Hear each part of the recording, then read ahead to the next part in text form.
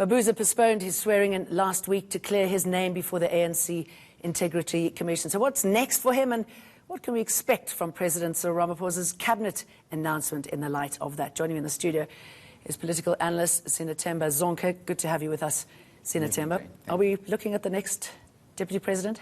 I think it's a foregone conclusion that David Mabuza was going to be the deputy president.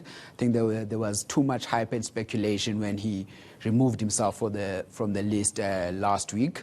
I think it was obvious that it wouldn't have been a matter that you would find an alternative person to take that place of deputy president. So the other names that were touted, particularly the women's names, that was just a sort of holding pattern, was it?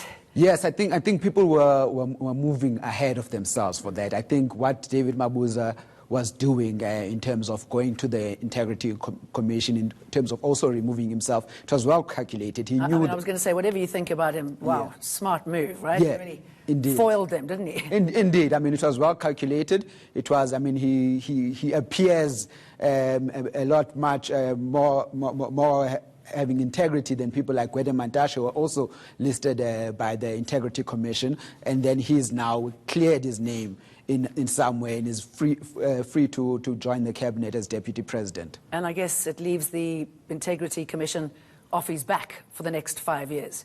Well, indeed. They can't really say, oh, hold on a minute, this is what we forgot about. What do you think the conversation was there? It's unclear what the Integrity Commission themselves have actually cited David Mabuza about, what they called him into the committee for. There's a number of things that have been hanging over the deputy president for a number of years in terms of his time as premier of Mpumalanga. There was a lot of issues in terms of corruption there, as well as political killings. Interestingly, this Integrity Commission meeting comes at a time when the public protector actually released a report which cleared David Mabuza of investigations with regards to some mismanagement, financial mismanagement in Mpumalanga. He was cleared for those accusations that he was involved in the buying of luxury vehicles at a time when he was premier. So amazing timing, isn't it? Yes. So the Integrity Commission, I mean, what did they think that they were going to achieve, considering nothing has stuck to him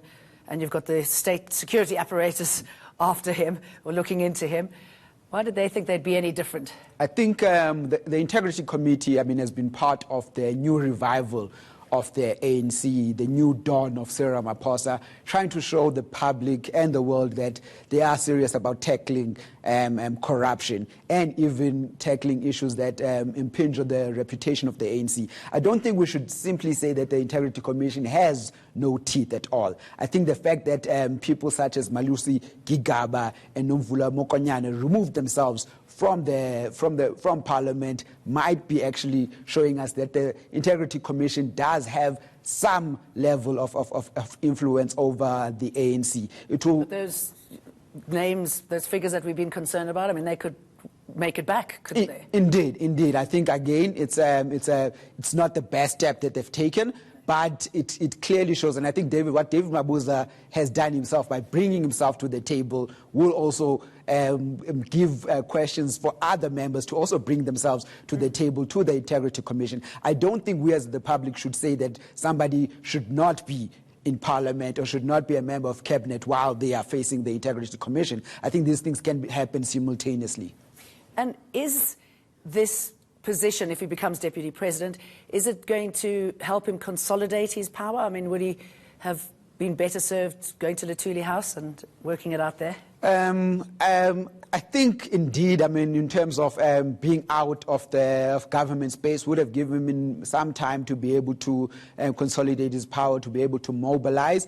But I think also being in government, it does not necessarily mean that he has no power. He's got the opportunity to really show himself as a person who knows governance, who knows government issues, who can interact with key stakeholders locally and internationally. So he's got a real opportunity over the next 5 years to build himself as a statesman. Can we see and assume from what we've been hearing from the public protector as well, that the divisions are as rife as they were before the elections, that actually Cyril Ramaphosa has done very little in consolidating his support base?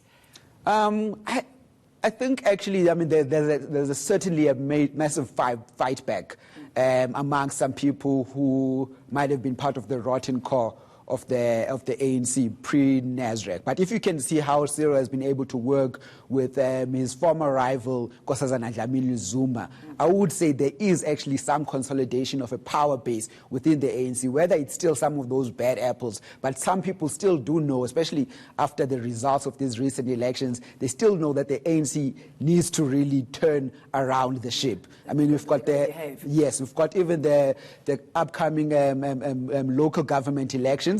ANC needs to be in a good position to remain, or at least to regain some support in some key metros. So I do think some members of the ANC, even if they might not be fully behind Cyril Ramaphosa, or were not fully behind him during Nasrec, still want the ANC to be in power. So I think he still be able to consolidate his power. And David Mabuza is going to be a person who's going to be a key ally for Cyril Ramaphosa to be able to do that. And is he good for the ANC? Is he good for South Africa? I think whether he's good for the ANC and good for South Africa are probably different questions. What's good for the ANC might not be good for South Africa. No. And as we have seen with the ANC, unity for itself is not necessarily always something that is positive for the greater good of the country. Does this give us any clues as to who is going to make the cabinet? I mean, are we any clearer about what's forming here? I think we can look at who we had in terms of the changes when Cyril Ramaphosa came into power last year after the resignation of Jacob Zuma. I think some key individuals such as Gwede Mantashe, such as Tito Mboweni will remain in their current positions in the cabinet. I think again Pravin Gordhan, despite all what's happening with regards to the PP's announcement, Pravin Gordhan will probably come back to the position that he is currently in terms of fixing the public enterprises. He will serve as public enterprise ministers. This is a very important position, and he's well trusted by Ramaphosa to be able to fix what's happening in the SOEs. This is critical for what South Africa has in terms of its reputation amongst the ratings agencies and in terms of fixing the debt situation that we have. So Cyril Ramaphosa still has some key individuals in cabinet that can highlight and signify to the markets, to local investors in South Africa that he's got some sharp people who can focus on the economy. And we also know that he's talking about reducing the cabinet, and that will be interesting again how he's able to balance that. Yes, Senator Mazonke, thank you very much. Thank you very much for having me. That's our show for tonight. Checkpoint is coming up next, and news will be at 9 o'clock.